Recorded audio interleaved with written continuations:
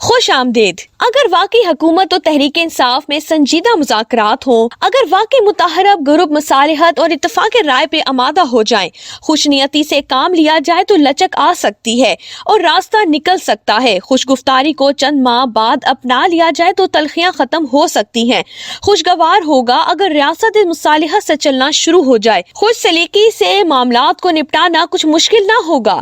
خوش قسمتی اور خوش بختی ہوگی اگر مذاکرات کا اچھا نتیجہ نکلے اور ہم قومی حکومت کی طرف بڑھ سکیں۔ خوش رنگ ہو جائے گی یہ ریاست اگر یہ مشکل راستہ کٹ جائے تو خوش و خرم ہوگی یہ قوم اگر سیاسی نفرتیں دفن ہو جائیں تو۔ یہ عاجز دو برس سے مصالحت، مذاکرات اور صلح صفائی کے لیے ہر فریق کی منت سماجت کرتا رہا ہے، مگر کسی فریق کے کان پر جوں تک نہیں رینگی۔ ہر کوئی انا کے گھوڑے پر سوار دوسروں کو کچلنا چاہتا تھا، اور آج جو صورتحال ہے وہ اس احمقانہ جوش کا نتیجہ ہے۔ آج ریاست اپنے زخم سہلا رہی ہے جو اس کی ساکھ پر لگ گئے ہیں۔ تحریک انصاف اپنے زخموں پر پھاہے رکھ رہی ہے۔ یہ زخم پے در پہ شکستوں کا نتیجہ ہے۔ حکومت بھی تکلیف میں ہے کہ دو رس منصوبہ بندی ہو نہیں پا رہی، اور سب سے زیادہ مشکل میں عوام ہے کہ اس لڑائی کی وجہ سے نا امیدی بڑھ رہی ہے اور مستقبل کا کوئی راستہ سجھائی نہیں دے رہا۔ غرض کہ اس لڑائی نے ہمیں پوائنٹ آف نو ریٹرن تک پہنچا دیا ہے۔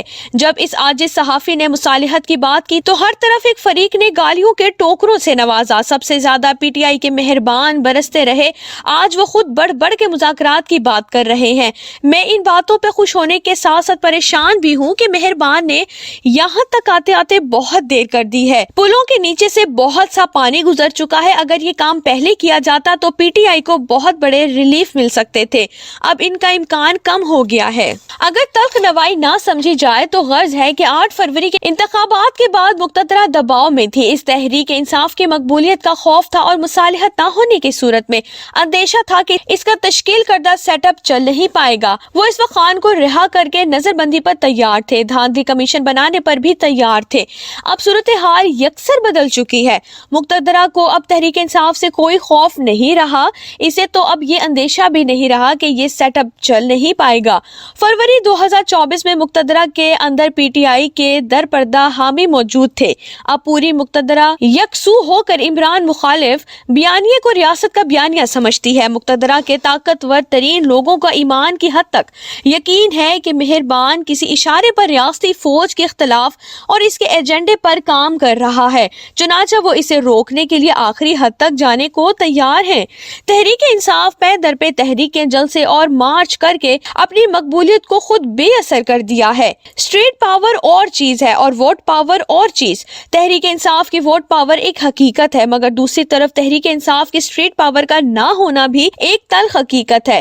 پورے پنجاب سے لانگ مارچ کے لیے ایک بندے بشر کا بھی نہ نکلنا یہ ثابت کرتا ہے کہ تحریک انصاف کی اپنے ووٹرز پر گرفت بہت کمزور ہو رہی ہے۔ فروری کے بعد کے حالات میں عدلیہ تحریک انصاف کے حق میں فیصلے دے رہی تھی۔ مقتدرہ اس وقت عدلیہ کے فیصلوں سے پریشان تھی اور صلح صفائی کو ان معاملات کے حل کا واحد راستہ تصور کیا جا رہا تھا، مگر اب جبکہ مقتدرہ یکجاں ہو چکی ہے، حکومت مخالف عدلیہ بے جاں ہو چکی ہے، مقبولیت کی جان نکل چکی ہے، سوشل میڈیا کی گالیاں بے روح اور بے اثر ہو چکی ہیں، مالیاتی مشکلات ختم تو نہیں ہوئی لیکن بہت حد تک کم ہو چکی ہیں، اب ڈیفالٹ کا خطرہ نہیں رہا، اسٹاک مارکیٹ اوپر سے اوپر جا رہی ہے، شرح سود کم ہو رہی ہے، مہنگائی میں بھی مجموعی طور پر کمی آئی ہے۔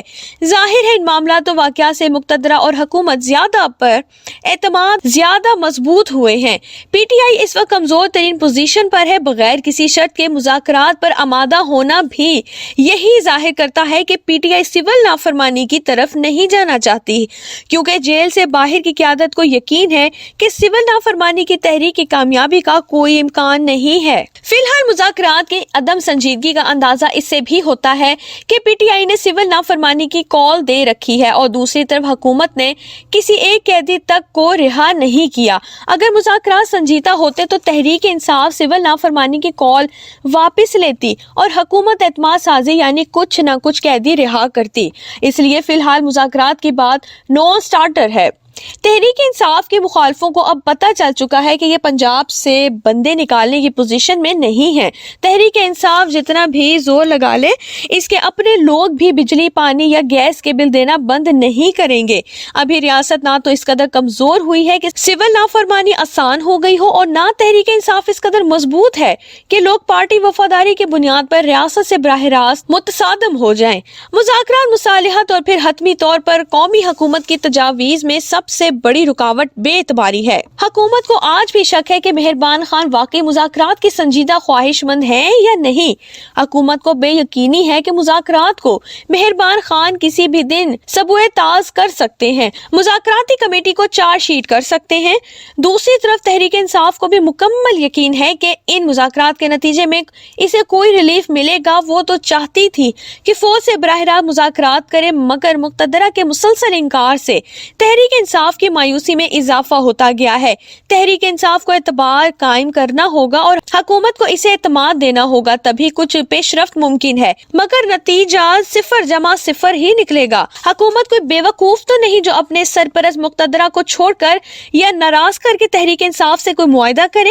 حکومت پہلے مقتدرہ سے مشورہ کرے گی، پھر مذاکرات پر آمادہ ہوگی۔ حکومت کا فائدہ تحریک انصاف کا نقصان ہے، اور تحریک انصاف کا فائدہ حکومت کا نقصان ہے۔ جب تک مقتدرہ مائل بکرم نہ ہوتی، جب تک مقبولیت کو قبولیت کا گرین سگنل نہیں ملتا، بامعنی مذاکرات نہیں ہو سکتے، اور بامعنی مذاکرات تب ہوں گے جب معقولیت کا مظاہرہ کرتے ہوئے تحریک انصاف مقتدرہ اور پارلیمان کی موجودہ سیٹ اپ کو تسلیم نہیں کر لیتی اور 9 مئی اور دسمبر کے واقعات پر دفاعی رویہ نہیں اپناتی۔